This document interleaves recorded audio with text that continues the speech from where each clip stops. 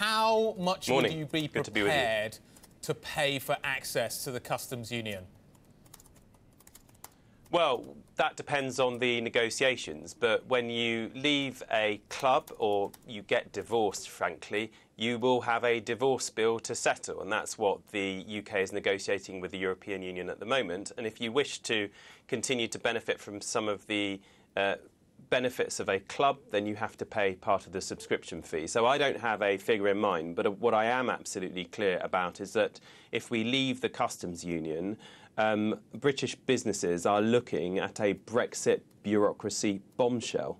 The kind of extra checks at the border, at our ports that we are going to be faced with will present a massive problem for British business. And that's what the Freight Haulage Association have said. That is what the head of the Port of Dover has said. It will be immensely damaging. And one of the interesting things is that the chief advisor to the Secretary of State for Brexit, he actually produced a report shortly before he started working for the Secretary of State that said that we are looking at a hit to our economy of in the region of £25 billion a year if we leave the customs union. And that's why the All-Party Parliamentary Group for EU Relations is arguing that not just during the transition period after we leave, but after that transition period, we should be looking to stay in the customs union.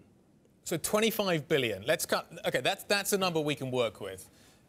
Yeah. What you're saying is that you've got your expectation is that there would be an exit bill, then there would be a subscription to being a member of the club, and if we didn't do that, it would cost us in excess of 25 billion. So that number needs to be less than 25 billion. Am I kind of around the right area thinking in those sort of terms? Well, it's 25 billion a year. So in terms of what the overall divorce bill settlement would be, that would depend on the existing commitments that we have and that have been made. But after that, you wouldn't just be looking at some kind of subscription fee in respect of membership of the customs union. I think we should also, generally speaking, remain members of the single market. And those countries that are members of the single market but not of the European Union, they have to pay some kind of fee. But I'm not going to give you a figure. I'm not sure that's going to be productive. But what I am absolutely clear about is not only if we leave the customs union, but if we leave the single market as well, that will have a hugely detrimental effect on the UK economy. That much is clear, and frankly, there is very little research that suggests otherwise. So, I mean, I get why you want to stay in the single market. Obviously, you want to eat your cake, but the question is, what do you end up paying for that in terms of the people's rights living in the UK, or the movement of people? What about those aspects, which are kind of the payment for being in the single market? Well, with regards to the way that free movement operates in the European Union, the name that it is given, free movement, is actually quite misleading because, of course, it is conditional. One of the big issues that was important in the EU referendum debate that we had in 2016 in the UK was whether we can increase control over our immigration policy whilst being members of the European Union. And we can. At the moment, if you come to our country, you've been here for 3 months, you haven't secured a job, and there is no prospect of you getting work, you can be asked to leave. Other European countries do that, but we have chosen not to do so in the United Kingdom. So it's an absolute fallacy to claim, as some who argue that we should leave the European Union do, that we can't increase control over immigration policy as members of the European Union or whilst being in the single market. And what I want, I mean, why are we arguing these things? I want to ensure that we can retain as many of the economic benefits as possible once we have left the European Union, which, of course, I'd rather we weren't doing. But I'm not, I'm not one of these people who thinks you can have your cake and eat it. I accept that there's going to have to be compromise. We are going to have to pay some kind of fee to be able to continue to get those benefits going forward. And you need to adopt that kind of attitude because if you want to get any result in a negotiation, you have to be realistic. And the problem that many of the people in our country who've been arguing for us to leave the European Union have is they've made a whole load of unrealistic promises upon which they got people to vote for us to leave the European Union, and they can't deliver them now. What are the compromises that Labour is then willing to give up in order to remain members of the single market? I mean, European Court jurisdiction. Is that one of the things that you're thinking of?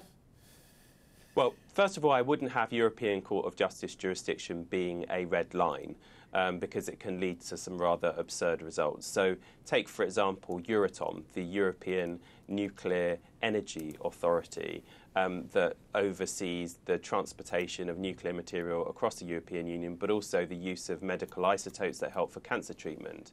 Now, because the Prime Minister has this red line that we wouldn't accept any kind of direct or indirect jurisdiction, well, she's changed her position a bit on this, but she had a red line that we wouldn't accept any impact or influence from the European Court of Justice. It's prevented us being part of that Euratom, which is jeopardising people's, the way we, treat cancer in this country. That doesn't seem to me like a sensible proposition. So you've got to give some way on that, and I accept that we would have to pay some kind of fee to continue to access some of the benefits. Party conference is coming up, end of September. You'll be back in Brighton. Is the Labour Party's position on Brexit now fixed? There has been a significant shift over the last 2 weeks towards a significantly softer Brexit. Is that policy now in stone? Do you think it may change again post-conference?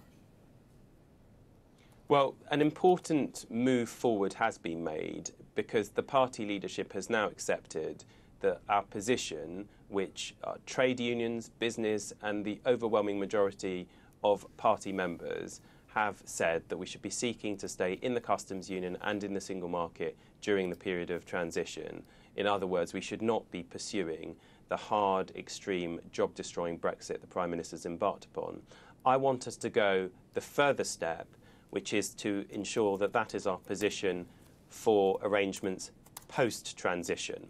Because you can delay jumping off a cliff from, say, 2019 to 2021, but it's still jumping off a cliff if you don't have us staying in the single market and the customs union after the transition. So that is where I would like to see our policy move next. And given we've just seen one big move, you asked about whether it's likely to change again. I'm hoping we will see another big move for the sake of British jobs, businesses and workers.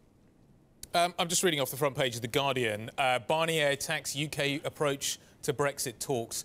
EU negotiator blames lack of progress on nostalgic and unrealistic, quote, attitude. How would you break the deadlock that now seems to exist in these talks? I think we need more realism in the negotiations. I think there are two issues and there have been two problems. One is competence and the other is undeliverable promises. On competence, it's extraordinary that over a year out from the referendum, over 5 months out from the triggering of Article 50 that started the process for the UK's withdrawal from the European Union, only after that passage of time has the government actually produced some position papers over the last few weeks. It's extraordinary. They should have wasted so much time between then and now in coming forward with what we want. I think, secondly, there were some very big promises made in the EU referendum campaign in this country. Perhaps the biggest was the claim that if we left the European Union, we would see an extra £350 million per week, so over £18 billion a year, be spent on our public services after we left. Now, of course, that was a promise that ignored the fact that you have to settle a divorce bill, and if we want to continue having the benefits, some of the economic benefits that we enjoy now after we've left, we'll have to pay some kind of fee. Now, the government's accepted the principle of the fee and the principle that we will have to pay a divorce bill, but of course that means you can't put your £350 million extra per week into public services, which was a key pledge of the Vote Leave campaign in the UK. And this is the big problem. Brexit, in the terms that it was promised to the British people, is proving impossible to deliver. And when we had that EU referendum in 2016, it was based on hypotheticals and each side's predictions as to what would happen if we voted to leave. Now we've got hard facts, and the facts are hitting reality, and it means that this thing cannot be delivered as it was promised.